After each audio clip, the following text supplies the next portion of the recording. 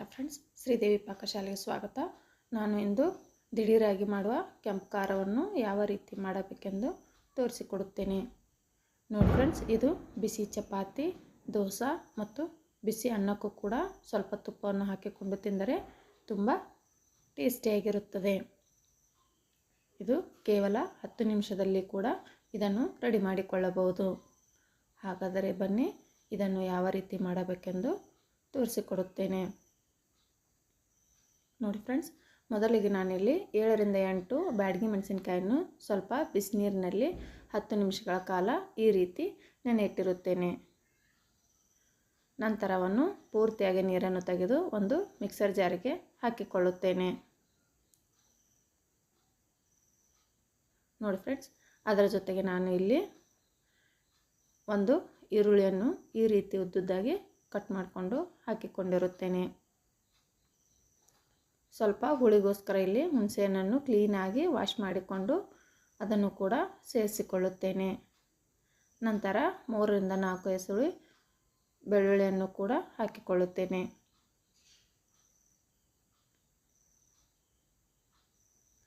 ನಂತರ ಇದಕ್ಕೆ ರುಚಿಗೆ ತಕ್ಕಷ್ಟು ಉಪ್ಪನ್ನು ಸೇರಿಸಿ ಇದನ್ನು ನೀಟಾಗಿ ಗ್ರೈಂಡ್ ಮಾಡಿಕೊಳ್ಳಬೇಕು.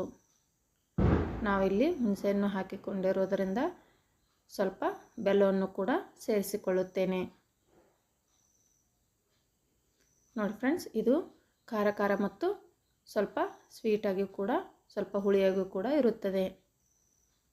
ನಾವು ಬ್ಯಾಡಗಿ ಮೆಣಸಿನಕಾಯಿ ಯೂಸ್ ಮಾಡಿರೋದ್ರಿಂದ ಇದು ಖಾರನೂ ಕೂಡ ಜಾಸ್ತಿ ಇರುವುದಿಲ್ಲ. ನೋಡಿ ಫ್ರೆಂಡ್ಸ್, ಈ ರೀತಿ ನುಣ್ಣಗೆ ರುಬ್ಬಿಕೊಳ್ಳಬೇಕು. ಇದಕ್ಕೆ ನಾನು ಸ್ವಲ್ಪನೂ ಕೂಡ ನೀರನ್ನು ಸೇರಿಸಿರೋದಿಲ್ಲ. ನೋಡಿ ಎಷ್ಟೊಂದು ನುಣ್ಣಗೆ ಬಂದಿರುತ್ತದೆ. ನಂತರ ಇದಕ್ಕೆ ನಾನು ಇಲ್ಲಿ ಸ್ವಲ್ಪ ಒಗ್ಗರಣೆಯನ್ನು ಕೊಡುತ್ತೇನೆ. ಒಲೆಯ ಮೇಲೆ ಒಂದು ಪಾತ್ರೆಯನ್ನಿಟ್ಟು ಅದಕ್ಕೆ 2 ಸ್ಪೂನ್ನಷ್ಟು ಎಣ್ಣೆಯನ್ನು ಹಾಕಿಕೊಳ್ಳುತ್ತೇನೆ. ನೋಡಿ ಫ್ರೆಂಡ್ಸ್, ಎಣ್ಣೆ ಚೆನ್ನಾಗಿ ಬಿಸಿಯಾದ ಮೇಲೆ ಅದಕ್ಕೆ ನಾವು ಮೊದಲೇ ರುಬ್ಬಿಟ್ಟುಕೊಂಡಿರುವ ಮೆಣಸಿನಕಾಯಿ ಖಾರವನ್ನು ಸೇರಿಸಿಕೊಳ್ಳಬೇಕು.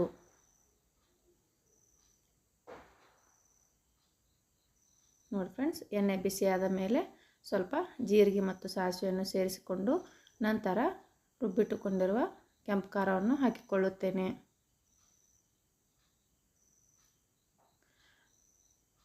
ನಾವು ರುಬ್ಬುವಾಗ ಈರುಳ್ಳಿ ಮತ್ತು ಬೆಳ್ಳುಳ್ಳಿಯನ್ನು ಫ್ರೈ ಮಾಡದೆ ಹಾಗೆ ಹಾಕಿಕೊಂಡಿರೋದ್ರಿಂದ ಈಗ ಎಣ್ಣೆಯಲ್ಲಿ ಚೆನ್ನಾಗಿ ಫ್ರೈ ಮಾಡಿಕೊಳ್ಳುತ್ತೇನೆ.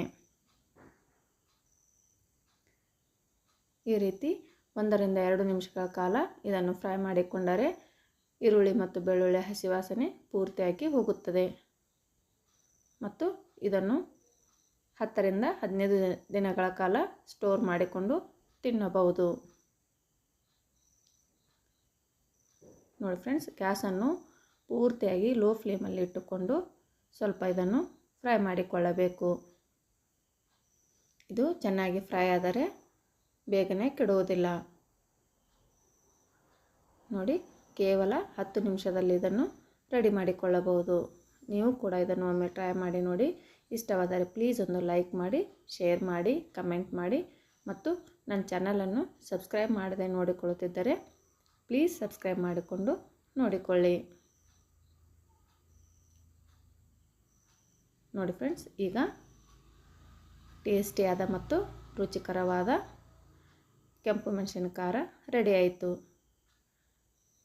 ಇದನ್ನು ದೋಸೆ ಮಾಡಿದ ಮೇಲೆ ಹೋಟೆಲ್ನಲ್ಲಿ ಮೇಲೆ ಯಾವ ರೀತಿ ಸವರುತ್ತಾರೋ ಅದೇ ರೀತಿ ಇದೇ ಖಾರವನ್ನು ಹಾಕಿಕೊಂಡು ತಿಂದರೆ ಸ್ವಲ್ಪ ಅದಕ್ಕೆ ತುಪ್ಪವನ್ನು ಸೇರಿಸಿದರೆ ತುಂಬ ಟೇಸ್ಟಿಯಾಗಿರುತ್ತದೆ.